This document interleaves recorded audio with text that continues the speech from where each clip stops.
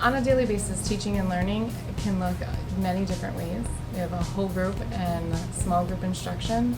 We try to do rigorous activities with the students and to engage them in critical thinking. It is every minute. It's the transition. It's using transition time for high frequency words. It's your breakfast time. How are you using instruction during that time? Walking down the hall, do we have things in the hall that for our primary grades? Are they using that information while they're walking down the hall? It's never just walking down the hall. There's always more to it. We start every lesson with a trajectory. It's clear and high expectations. Our expectations are around the room so the kids are never confused, or it's just a very transparent thing. What you see is what you get. The teachers are held to a high standard here at school too, and we are making sure that we are always coming prepared to class. We have everything ready and we're never missing a beat because these students don't have a second to lose. It's important that we're having these high expectations. Everything is transparent and the expectations are clear. That the work is layered, meaning that it is ever growing. Also that the feedback received to the teachers, to the students, is all driven in the same goal for success. We begun academic parent-teacher teams for different grade levels in which the faculty and staff meet with teachers in a team setting rather than your typical parent-teacher conference. And we are transparent with test scores, and we're transparent with attendance, which is an area that we need to grow on. And we're able to, share what we've learned at professional development and what we need to, improve on, speaking to our shortcomings. I believe that School 2 is really transparent in that we're always making sure that we give our families their children's data, and not just at report card time, but also throughout the year. We just had the academic parent-teacher team meeting for the first time for kindergarten, and we thought it was a really successful event where families got to look at their children's data, and we worked together to come up with a goal for their child, and I'm looking forward to doing that again with them. I think we see data as not a hindrance, but as a way that, almost like a pathway to setting a goal and then achieving that goal.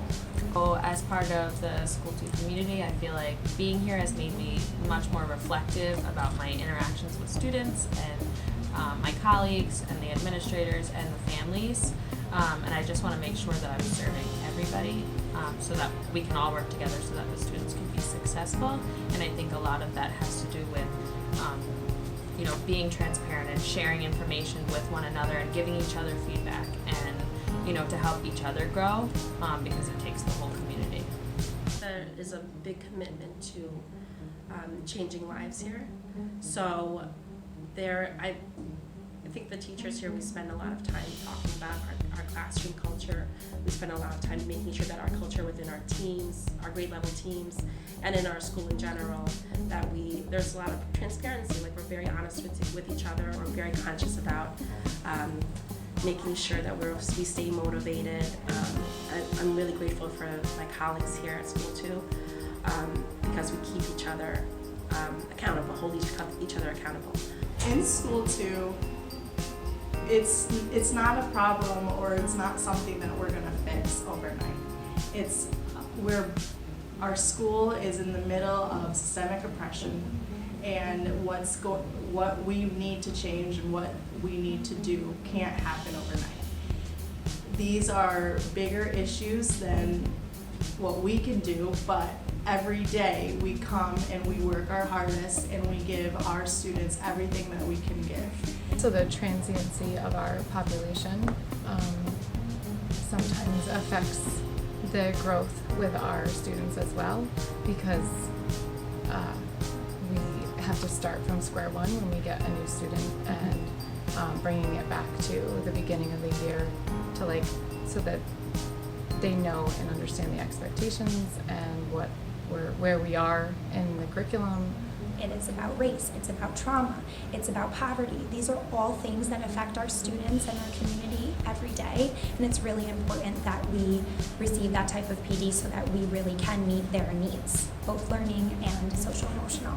Being at such a transformational school like School 2 has really showed me how much involvement there needs to be from the parent, the teacher, and the student.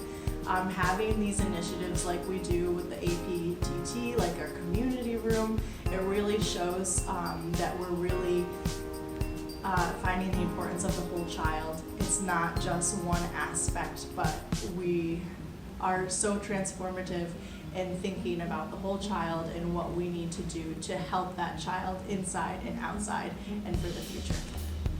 I've learned so much, I think, from the conversations that we're pushed to have as colleagues and with our administrators. Some of those aren't the easiest conversations, but I think they need to happen so that we can grow.